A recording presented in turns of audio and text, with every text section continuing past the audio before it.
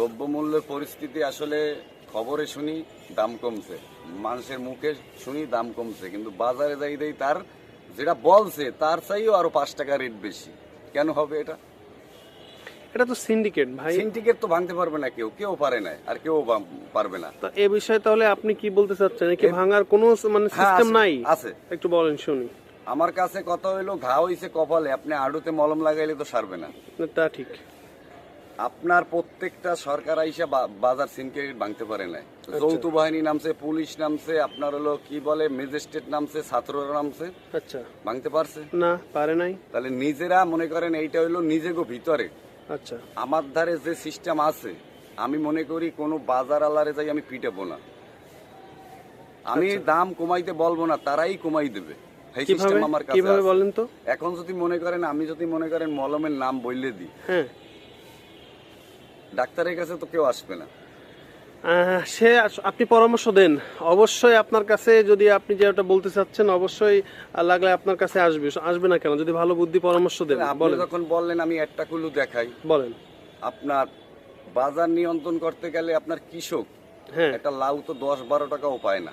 আচ্ছা, পায় না, পায় না। লাউ কালকে জিজ্ঞেস করছি 80 টাকা দাম, হ্যাঁ, এক জায়গায় জিজ্ঞেস করছি 70 টাকা দাম। হ্যাঁ। আর কি যে যেভাবে ফয়দা লড়তে পারে লোডে। রাইট, যদি জিজ্ঞেস করি ভাই কমাবে না, নেলে নেন, না নেলে যান।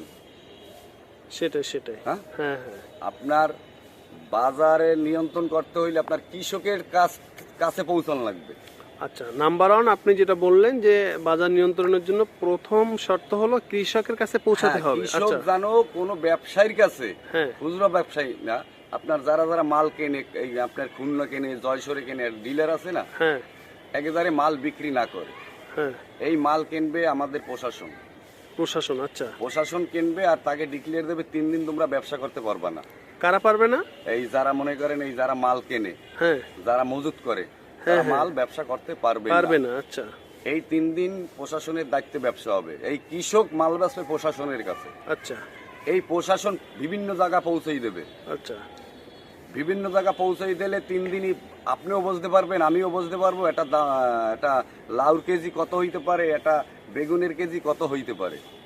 কারণ আমরা যে ব্যবসা করি এই জায়গা চাড়া পরে 10 থেকে 12টা চাড়া।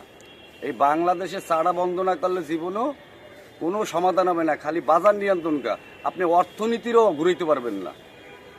হ্যাঁ, অর্থনীতি তো বাজারের উপরেই নির্ভরশীল। প্রথম এই দেশের আপনি যদি ভালো করতে চান তাহলে অর্থনীতি ঘুরাইতে হবে। কারো ভাই ব্যবসা নাই, আমি না, আপনি জিজ্ঞেস করবেন, আপনিও জানেন নিজেও, কারো কোনো জায়গা ব্যবসা নাই, বেচা কিনা নাই, মানুষ পেশারে আছে, বিভ্রান্ত আছে, ভবিষ্যতে কি হবে, ভালো কি হবে আশা করতেছে।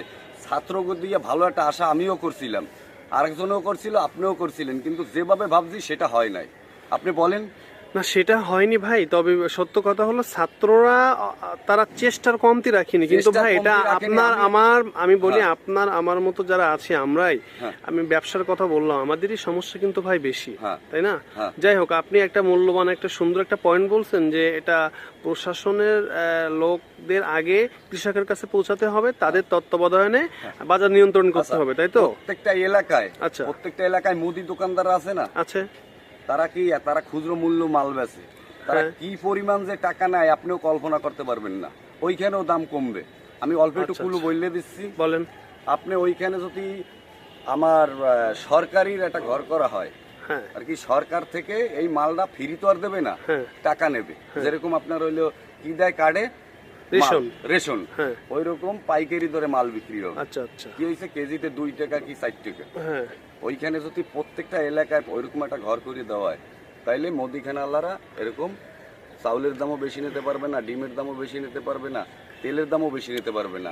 পাম তেল এখন বর্তমানে 180 টাকা কেজি। আমি বলি শোনেন, মুদিখানার যে কথাটা আপনি বললেন, তার থেকে জরুরি আগে আমাদের বড় বড় ব্যবসায়ী সিন্ডিকেট নিয়ন্ত্রণ করা, তাই না? হ্যাঁ, ওটা দরকার আছে। অল্প জিনিসই দেখতে হবে আপনার, ওই অল্প জিনিস সমস্যা হয়ে দাঁড়াবে।